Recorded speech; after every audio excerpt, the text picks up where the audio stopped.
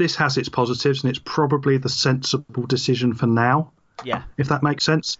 Given where we are as a sport, given what's going on, given all the things we've got to contend with, actually getting this in place, getting it sorted, and then saying on the other stuff, and then if we have to tweak it, and then you've got an evidence base to say, okay, this bit of it hasn't worked. We don't need to change the whole thing. We just need to alter this or change it, or perhaps move something over. Move the furnishings, not the whole house. That's what we need to start thinking like. Let's be a sport then, because that's where we can embrace innovation as well. We can embrace new things and do different things. We have to be honest that the Super 8's concept, we weren't possibly ready for it in some respects, and possibly it is something you never know that might come back in another form or something. There might be some way of it. I don't think so. There's potential for a £1 million game to come back in some format, but not the whole scale structure for some considerable time. But there were good bits of it. Let's not completely slag that off as well. The Jeopardy and this year's qualifiers, for example, have been gripping because we finally got to the stage where any team could realistically get into that £1 million game.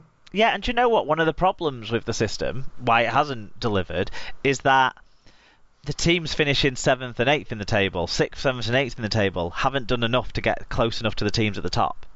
That's where it's fallen down. If there was still genuine jeopardy about who was going to make the top 4 and 8 teams were involved in that, like was kind of the dream, then maybe we wouldn't even be sat having these, because you could sell those games at the top. You wouldn't be sat there thinking, ooh, which game means the most for a Super League club that might go down. And if you could have got equal funding across 16 teams, which was the dream kind of what you would move towards, 16 full-time teams, maybe even more, but equal all funding spending for the all same those, amount, and then new clubs coming in that wanted to spend that same amount of money too, and then more, but it didn't happen. So let's move on from that and let's try and develop our game in a different way, not through a convoluted structure. The Canada Twice thing? Well, Toronto haven't played all their games in Canada in either of the seasons they've existed. No, very true. And because of the weather out there, I don't think they physically can. No, and for me, one of the strong things that needs to happen with these repeat fixtures, with these loop fixtures, is events. Target. And try things, yeah. So it might be take a game, take your 14th game, because you managed on 13 games last season at home, so take your 14th game elsewhere. It might be we have an Armed Forces round, we have a charity round, we have a heritage round. But let's do it together. Let's not have Warrington had their Armed Forces fixture in March and Hull had theirs last weekend. Let's have it together and then mark it as a concept.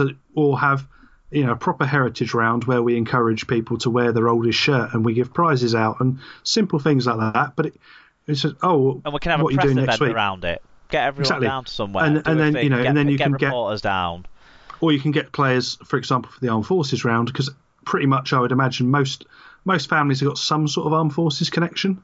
Or there'll certainly be someone in each team.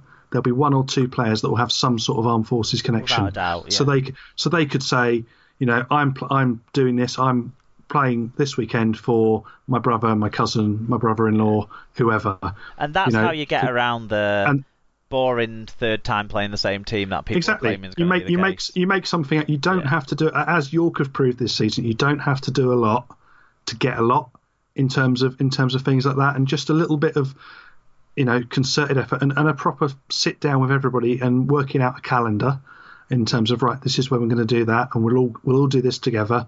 Okay, that's a good idea. All do this together and use the power of what we've got. Because we're not sweating the asset of all the people we've got in the sport and all the good stories that are out there. We're not using that, and this is the things we could use and make so much of. Really, really simply. So, for example, for the heritage round, you've probably got in most clubs, you've got someone who's got a family member who's played at some point. So you do that.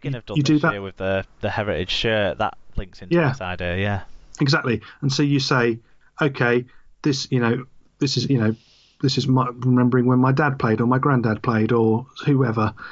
Pretty much every club's going to have a story like that in there somewhere. So you just do that, and you get them out in the press, you get them on social media, you get some videos going, you get a nice little trailer together, and you get some old footage. Everybody loves a bit of old footage, spiced in with cut and contrast between that and the new one. And this is Oliver Gildart. This is him and his dad. Cut between the two of them or something like that. Well, Tim, if anyone did listen to this show, that meant, and if that was in any position of influence, I think you've just cracked some fine points there that people need to get working on. Shall we do some more of these wonderful? Let's hear what other people think. Yeah. Bruiser664, our friend Sean, said, "Haven't seen this confirmed anywhere, but I've seen mention of one down after 29 game season. Don't know which idea I hate more: having 15 teams in Super League or playing 3 times as part of the regular season."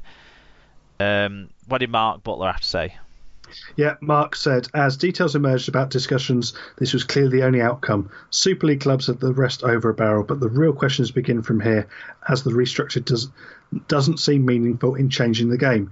So what next? I'm not sure anybody is any closer to what happens next, and for there to be any point to this, there needs to be a whole lot more laid out.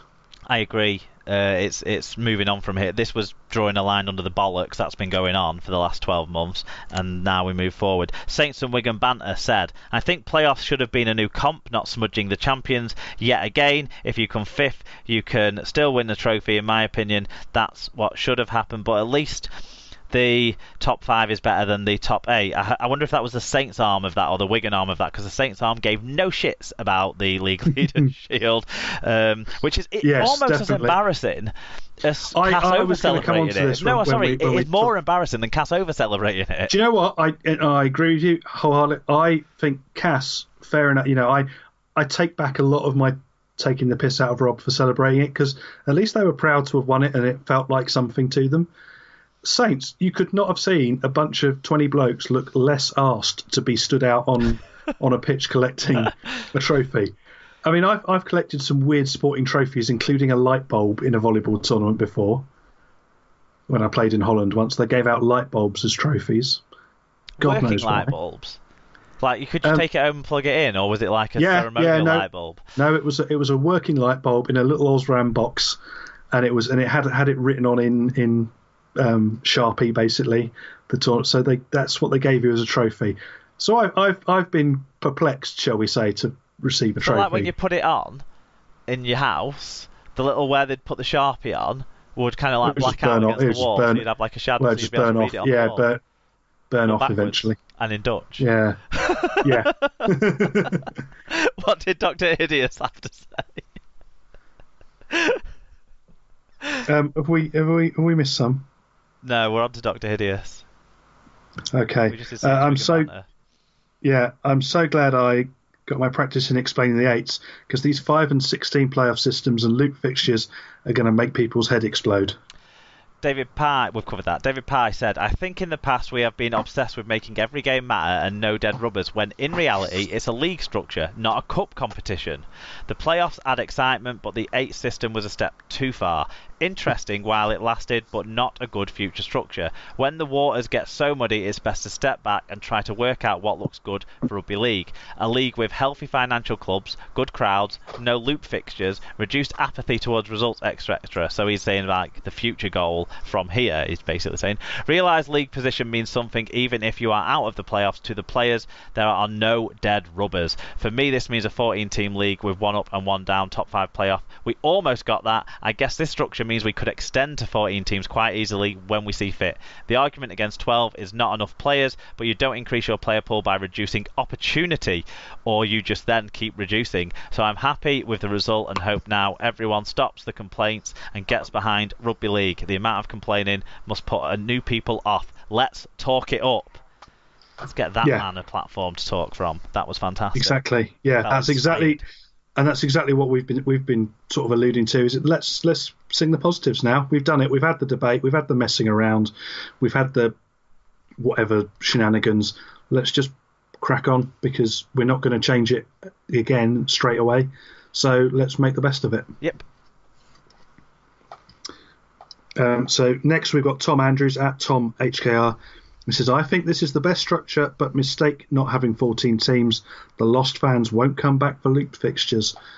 They will if you market it right." And also, that's the first thing Tom sent in all year that's made no digs at Hull FC, so I'm proud of you, Tom. Fat Boy Rob said, one shit system to another. They could have used the same meeting to finalise the structure from 2020 and at least give the impression of having a clue. My suggestion is 14 teams, 27 games, including Magic with 2 up and 2 down. Bring all the Super League clubs in at round 4 of the Cup, I think he means, and use the other 2 spare weekends for proper international breaks. Talk to the Aussies, get it lined up. Is the only way the sport will grow. Yeah, and I think with Peter Beattie over in Australia at the moment, you've probably got the best time to start building that sort of thing in, because he said lots of things, but one of the things he has said is he wants to grow the international game. So let's get it on his agenda and say, okay, this is how you do it. Yeah. This is what we want. We want a football-style international window, because internationals are where we can make money. Yeah. So they'll listen to that, I think. I think that, that's largely sensible from Rob. I don't even mind, right, having 14 teams, 26 games, and having your Magic weekend and an on-the-road weekend, so every team has to lose a home game. Yeah. But we shouldn't think of it in terms of loss. We should think of it as an extra. It's an extra event. Yeah, and Magic Weekend might not be a huge money maker overall. I think it does probably turn a profit, but I don't know for sure. But I know that when we've now got cities to bid for it and stuff like that. Did you just drop me brew? And but I fucking love it. Magic Weekend is a great event, and we need more events. So that for me is the line on that. And I know Rob feels the same about Magic Weekend. So yeah. Right, we got a couple of views in on the sort of championship structure, which kind of links back into the Super League structure. Actually, do you want to say those as well, Tim? Well, what the first one of those? William Gibson at Gib1404 says re-championship structure. Now that's the way Super League should be going, by going to 14 teams. But no, they have to do it stupid way, because that confuses everyone. Angry face emoji, angry face emoji. I don't know if they're angry or like distressed. Frowny. But anyway, thanks for getting in touch, William. Loads of people, possibly constipated. Loads of people supporting the 14-team Super League. That could be a constipated emoji. Could it? Would you not think? It looks like he's straining. I mean, we're talking about something none of the listeners can see, Tim, so we're not going to get to a satisfactory outcome here. I think William is echoing out loads of people, 14-team Super League. And Karsten says, I like the structure for the championship. We don't know how many teams will be in League One for 2020, so there is a chance for a 14-team competition there too. That would mean just home and away fixtures, and every team could schedule their games from the beginning of the season. All in all, a reasonable structure for the next years. I think the point of all these people wanting a 14-team Super League, I would say don't give up on that idea.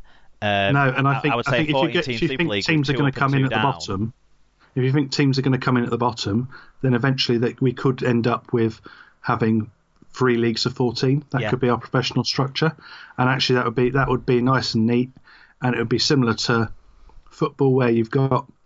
Although saying that, in football you've got the Premier League has only got 20 teams, and everyone else has got different amounts. So and then the 24 in the next 3, and then 22 in the next one after that, and yeah. Yeah, but if we did have, 3 leagues of 14 eventually in 10 years' time, and we gradually fed them through, and then you got to a home and away structure, then you were able to put in some more internationals and some event games. I mean, that would be the dream, wouldn't it, if you were able to get to that level? Yeah, that all sounds sensible. I'm on board with all these people who are thinking about a 14-team league. What I would say is, rather than moan about us not having it now, let's help work towards it. Let's go to games. Let's support the sport. Let's push the games. Let's do everything we can, and let's try and work with the game to reach that agenda. It's kind of the kind of thing I would say. Before we move on to just running quickly through all the other stories, Tim, I'm going to ask you a question, because it's been irking me all since the middle of last week, since I watched that press conference from Odsal with the Championship and League One advisory group. It's been really bothering me all week. Go on. Has started to really wind me up about this whole process is, why is it assumed that only the Super League clubs were doing what they were doing out of self-interest, but all of the other clubs were apparently some torchbearer of fairness and equality across the whole game and trying to support the whole game beyond themselves? Why do the Championship and League One chairman seem to think that they're carrying some sort of moral weight that the Super League clubs weren't carrying. Can you explain that to me? Because I can't explain it to myself. I'm struggling with it as well, because just because someone's a Super League club now does not mean, I mean, we're still going to have promotion, does not